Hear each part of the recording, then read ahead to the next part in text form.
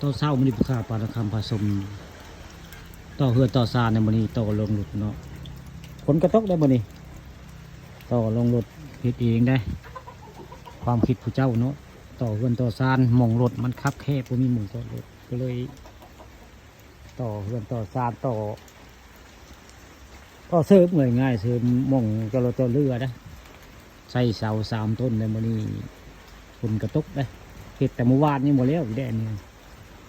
แต่ผู้ค้าใบลงคลิปอย่างแน่บริเวณตอนเฮ็ดเนาะแต่ตอนเช้านี้มาความมาจาให้ติดตามเบิ่งว่าผู้ค้าได้ต่อเฮือนมื้อนี้ยังไม่ได้ไปใส่ได้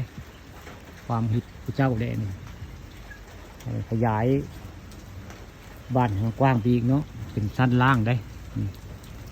เพราะว่ามองตัวรถตัวเรือมันแคบแล้วก็มองไว้อันนี้แหละเครื่องปั่นไฟแหละนี่มันบ่มีมองไว้เลยต่อออกมาอีกเนาะประมาณ3 เมตรได้3 เมตรแล้วนี่ต่อ3 เมตรผู้ค้าล่างสีใส่ข้าวได้คนพอตกไว้ง่ายก็เลยยุติสะก่อนลงมาเมื่อกี้นี่ได้นี่ลงมาเมื่อกี้นี้แต่ว่าเตรียมพร้อมแล้วค่อนตีกับผู้สมัยอันลูกสาวยังน้อยพระนี่ใส่มาคุ้มค่ากันนะได้นี่สมัยเหตุงานก่อสร้างตัวเมืองสกุลเนาะแต่ตอนนี้สิได้มาต่อข้าวไว้ไงต่อข้าว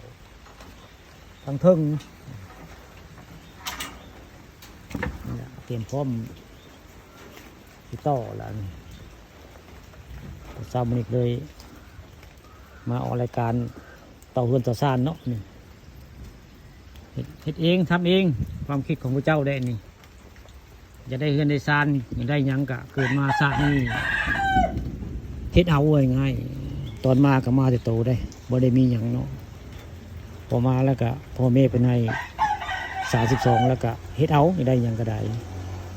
ผู้ค้าปานคำผสมเฮ็ดเองได้แม้แต่ส้วมนี่ก็เฮ็ดเองได้นี่ก็ทราบเองผู้เบิ่งเอง